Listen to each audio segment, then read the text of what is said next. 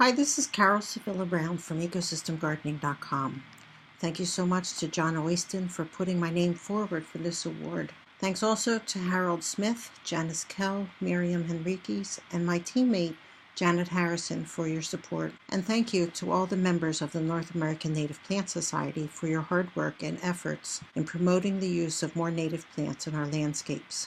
I'm known as the Ecosystem Gardener, and I've worked for almost 30 years as a consultant designing, installing, and maintaining wildlife habitat gardens for homeowners, churches, schools, and businesses around the northeastern states. I'm a conservation biologist who firmly believes that wildlife conservation begins in our own backyards, and that each of us can make a big difference for wildlife by learning to make healthier choices in our gardens. I travel around the country giving workshops about ecosystem gardening, where I teach people to conserve natural resources, garden sustainably, and create welcoming habitats for wildlife so that we can attract more birds, butterflies, native bees, frogs and toads, and other wildlife to our gardens. And adding more native plants to our gardens is critical to this process.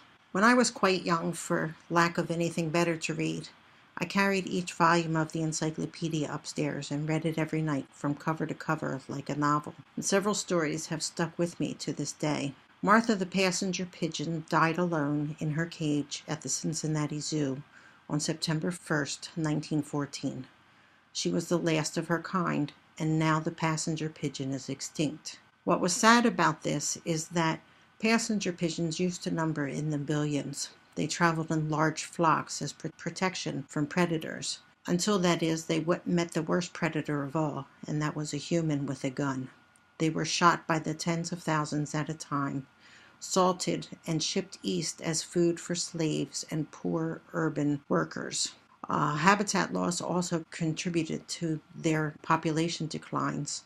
They were creatures of the forest. They fed on acorns, chestnut, beech nuts, and other nuts in the forest. And as the forest was cleared, they had no habitat left. The story of Martha and others like her had a deep impact on me and ultimately led to my career as the ecosystem gardener. I was upset that human actions were the leading cause of these extinct species, whether by direct killing or because we were destroying their habitats. Ironically, just 4 years later, Incus, the last of the Carolina parakeets, died on February 21st, 1918, in the same cage that Martha the passenger pigeon had died in at the Cincinnati Zoo. These were also gregarious birds traveling in large flocks, and many southern farmers considered them pests, so they were also shot in large numbers. Also, their multicolored feathers were in high demand as decorations for ladies' hats. The quest for more and more agricultural land led to the destruction of their forest habitats, leaving them no place to go.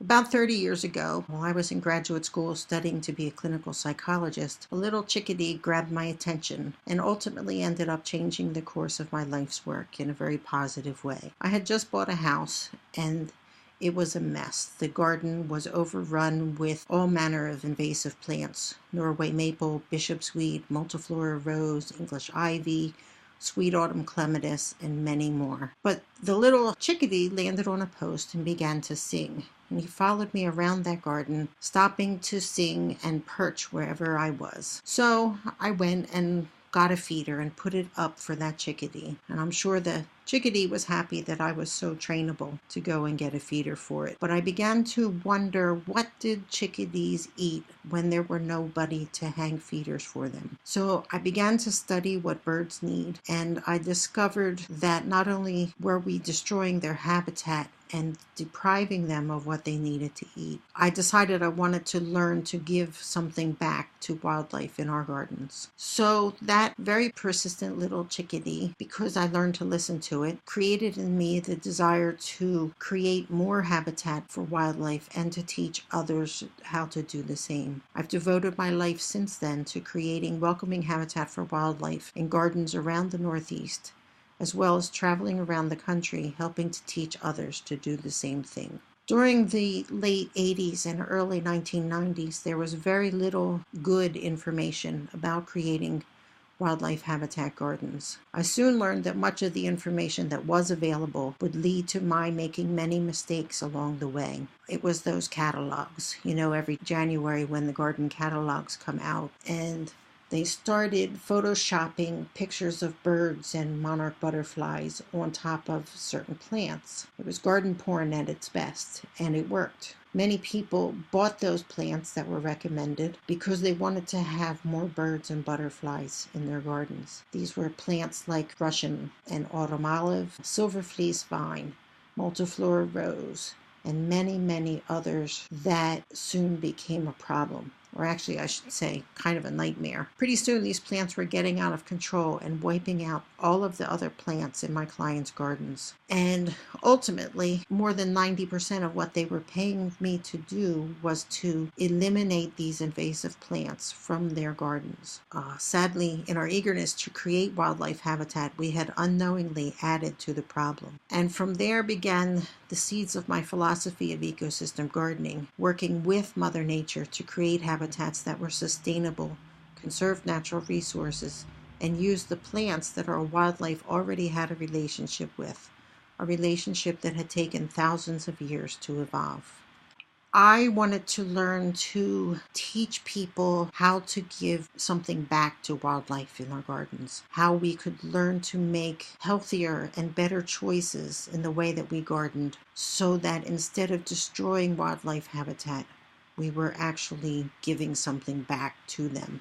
As part of my thesis, I developed what I call the 5 pillars of ecosystem gardening. Sustainable gardening means that we pay attention to what we're putting into our garden as well as what's coming out of our garden, that we use practices that are not harmful to the environment around us, and that we conserve natural resources in all of our interactions with the garden. When we create healthy soil, feed the soil, not the plants, and there's no need for the application of chemical fertilizers which destroy the wildlife that lives in the soil. Choosing the native plants from our region that do not require supplemental watering, being smart about where we place our plants in our gardens to take advantage of the water conditions that are there, removing invasive plants from our gardens to keep them from spreading into our natural areas, and adding more native plants. The more native plants we add to our gardens,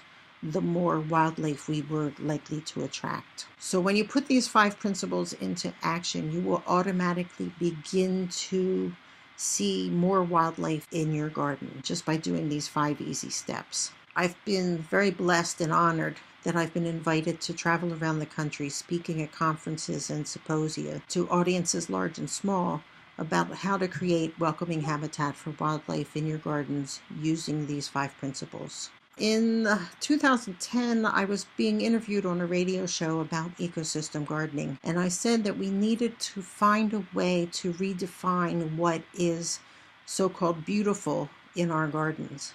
We needed a new way of gardening, a new kind of gardener to show that the birds, butterflies, native bees, and other wildlife, and the native plants that they depended on are actually what makes a garden beautiful. The more birds and butterflies and bugs in my garden, the more beautiful I think that it is. In order to help redefine the term beautiful, I created a website called Beautiful Wildlife Garden, and invited a team of wildlife gardeners from around the country to write regularly about their wildlife gardens, where they were able to show off the birds and other critters that they discover and teach what they have learned about creating wildlife habitat in their gardens with native plants.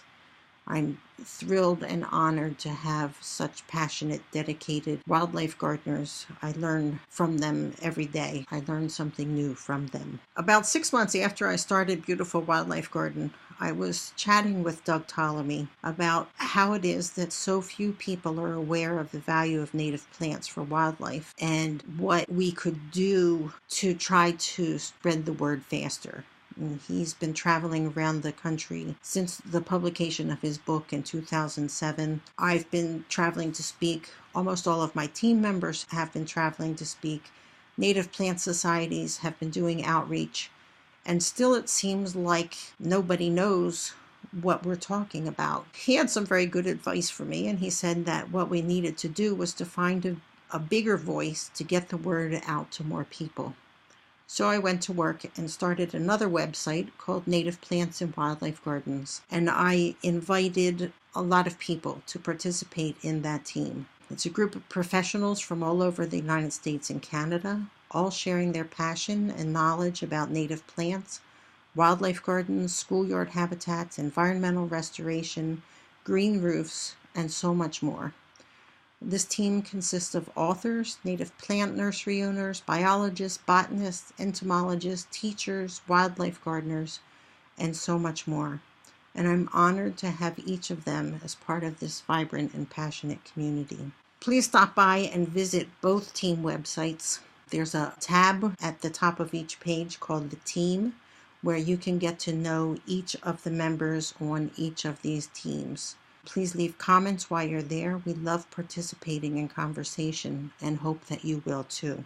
This is Carole Sevilla Brown from Ecosystem Gardening, and I'm so excited that you've chosen to honor me and my team members for the work that we do in helping to educate more people about the importance of adding more native plants to our landscapes so that we can create more welcoming habitat for wildlife.